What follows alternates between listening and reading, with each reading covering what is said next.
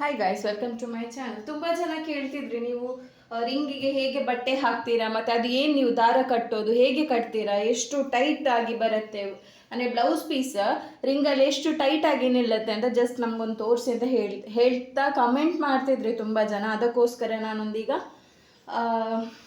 Stitches ಇದ್ದಂದರೆ ಆರಿ work blouse ಹೇಗೆ ನಾನು ರಿಂಗಿಗೆ fix ಮಾಡ್ತೇನೆ, ಸೊ ಎಷ್ಟು ಟೈಟಾಗಿ ವರ್ಕ್ ಮಾಡ್ತೇನೆ ಅಂತ ನೋಡಿ. ಅದಕ್ಕಿಂತ ಮುಂಚೆ ನಾನು ಇದೇ ಬ್ಲೌಸ್ ಡಿಸೈನ್ ಅದೆಲ್ಲ ಕಂಪ್ಲೀಟ್ ಆಗಿದೆ, ಒಂದು ಸ್ಲೀವ್ ಡಿಸೈನ್ ಮಾತ್ರ ಬಾಕಿ ಇದೆ. ಅದನ್ನು ನಾನು ಹೇಗೆ ರಿಂಗಿಗೆ ಫಿಕ್ಸ್ ಮಾಡ್ತೇನೆ, ಅದು ಹೇಗೆ ಟೈಟಾಗಿ ಕಟ್ತೇನೆ ಅಂತ ನೋಡುವ. ಸೊ ನೋಡಿ, ಇದು ವರ್ಕ್ ನೋಡಿ ಎಷ್ಟು ನೀಟು ಫಿನಿಶಿಂಗ್ ಬಂದಿದೆ. ಇದು ಬ್ರೈಡಲ್ ವರ್ಕ್. ನಾನು ಮೊನ್ನೆ ನಿಮ್ಗೊಂದು ಟಿಪ್ಸ್ ಹೇಳಿ ಒಂದು ವಿಡಿಯೋ ಮಾಡಿದ್ದೆಲ್ಲ, ಅದೇ ವರ್ಕ್. ಸೊ ಇದು ಈ ಟೈಪ್ ಡಿಸೈನ್ ನಾವು 2,500ಕ್ಕೆ ಮಾಡ್ತೇವೆ, ಫುಲ್ ಬ್ರೈಡಲ್ ಬ್ಲೌಸು.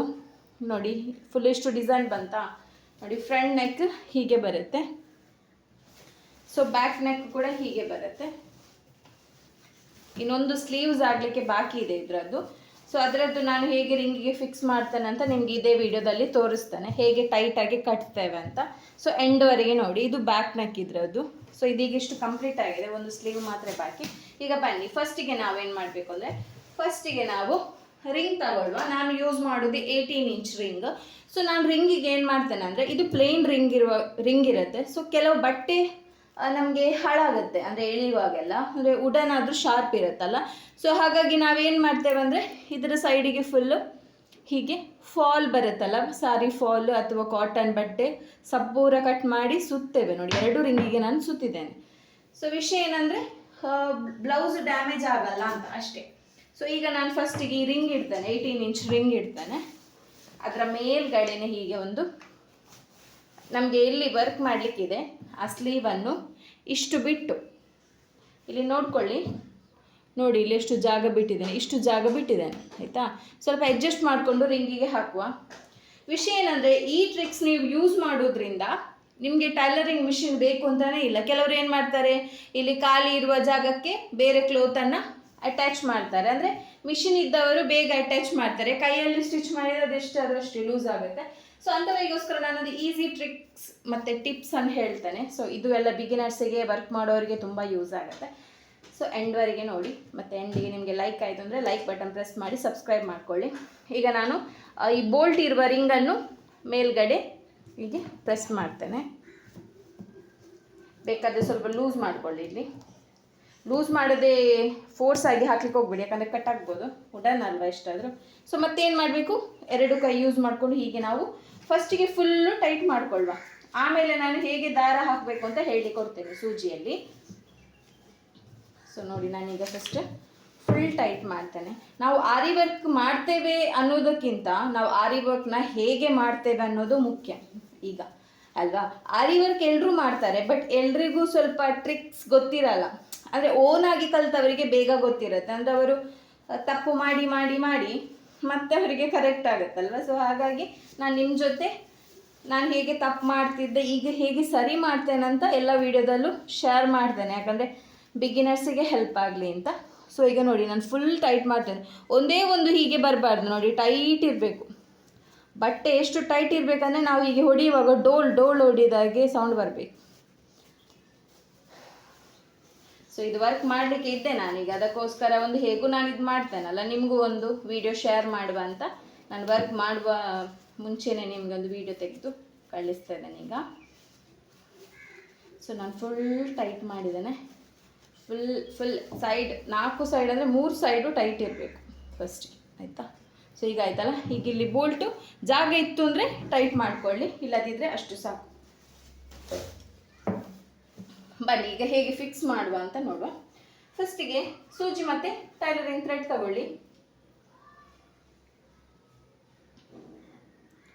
ನೋಡಿ, ಇದು ಸೂಜಿ ಕಾಣುತ್ತಾ, ಸೂಜಿ ಮತ್ತು ಟೈಲರಿಂಗ್ ಥ್ರೆಡ್.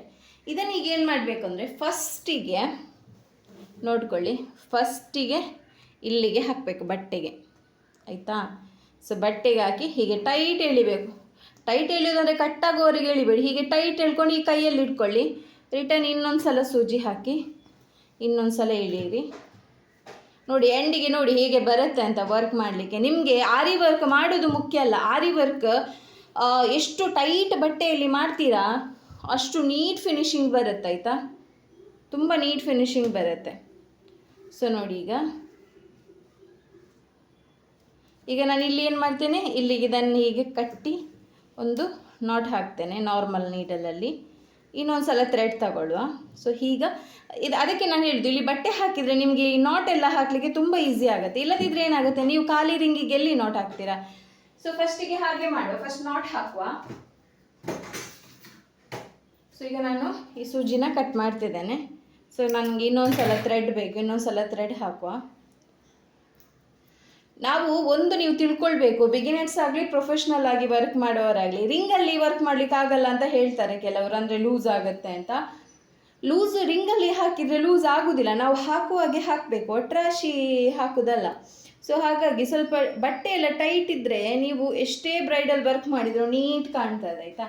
ಇಲ್ಲದಿದ್ದರೆ ನೀವು 1,000 ರೂಪಾಯಿ ವರ್ಕ್ ಮಾಡಿ ಅದು ಫುಲ್ ರಿಂಕಲ್ಸ್ ಬಂದರೆ ಗಲೀಜು ಕಾಣುತ್ತೆ ಬಟ್ಟೆ, ಅಂದರೆ ಫುಲ್ ವರ್ಕ್ ಇದ್ದೇ ಶೇಪ್ ಔಟ್ ಆಗುತ್ತೆ. ನೀವು ನೋಡಿ, ಒಂದೇ ಥರ ವರ್ಕ್ ಇರುತ್ತೆ, ಒಂದು ನೀಟ್ ಬಟ್ಟೆ ಆಗುತ್ತೆ, ಒಂದು ಫುಲ್ ರಿಂಕಲ್ಸ್ ಆಗುತ್ತೆ. ಆಗ ನಿಮ್ಗೆ ಯಾವುದು ಚೆನ್ನಾಗಿ ಕಾಣುತ್ತೆ ಅಲ್ವಾ. ಅದು ಸ್ಟಿಚ್ ಆದಮೇಲೆ ಸರಿಯಾಗಲ್ಲ, ನೀವು ರಿಂಕಲ್ಸ್ ಎಲ್ಲ ಮಾಡ್ತೀರಲ್ಲ, ಅಂದರೆ ನೆರಿಗೆ ಟೈಪ್ ಬರುತ್ತಲ್ಲ.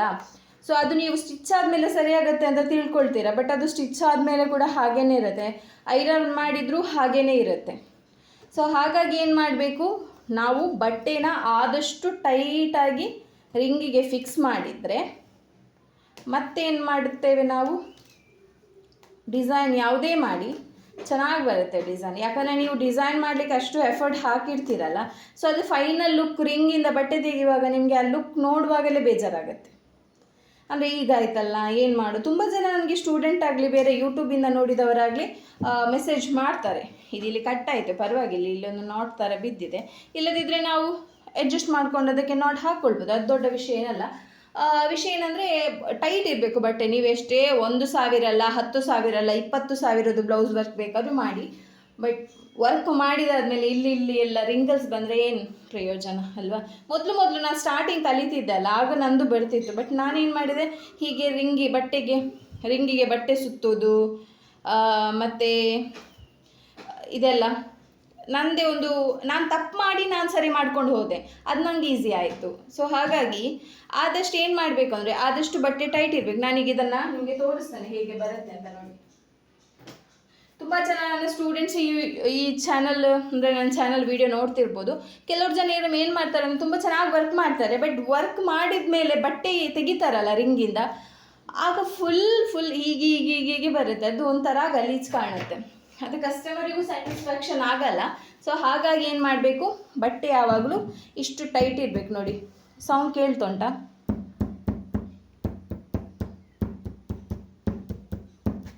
ಇಷ್ಟು ಹೀಗೆ ಡೋಲ್ ಬಡ್ದಾಗೆ ಕೇಳಬೇಕು, ಇಲ್ಲದಿದ್ದರೆ ಕಸ್ಟಮರ್ ನಿಮಗೆ ಡೋಲ್ ಬಡಿಯೋರು. ಹಾಗಾಗಿ ಇಷ್ಟು ಟೈಟ್ ಇತ್ತು ಅಂದರೆ ಬೆಟರ್ ಆಯಿತಾ. ಸೊ ನನ್ನ ವರ್ಕ್ ನೋಡಿ, ಕಮೆಂಟ್ ಮಾಡಿ ಹೇಗಿದೆ ಅಂತ ನನ್ನ ವರ್ಕ್. ನಾನು ಇದರದ್ದೊಂದು ಶಾರ್ಟ್ ವೀಡಿಯೋ ಮಾಡಿ ಹಾಕ್ತೇನೆ, ಬಟ್ ನನಗೆ ತುಂಬ ವರ್ಕ್ ಇದ್ದೇ ವೀಡಿಯೋ ಮಾಡಿ ಹಾಕ್ಲಿಕ್ಕೆ ಆಗೋದಿಲ್ಲ, ಯಾಕಂದರೆ ನನಗೆ ತುಂಬ ಬ್ಲೌಸ್ ಇರುವ ಕಾರಣ ಅದರಲ್ಲೇ ಟೈಮ್ ಹೋಗುತ್ತೆ. ಎಡಿಟಿಂಗ್ ಮಾಡಬೇಕು, ಹಾಕಬೇಕು, ಕ್ಯಾಮರಾ ಇಡಬೇಕು, ಹಾಗಾಗಿ ಆಯಿತಾ. ನಾನು ಟೇಬಲ್ ಮೇಲೆ ಕೂತ್ಕೊಂಡು ಹೇಗೆ ವರ್ಕ್ ಮಾಡ್ತೇನೆ ಅಂತ ನೆಕ್ಸ್ಟ್ ವೀಡಿಯೋದಲ್ಲಿ ತೋರಿಸ್ತೇನೆ. ಬಾಯ್.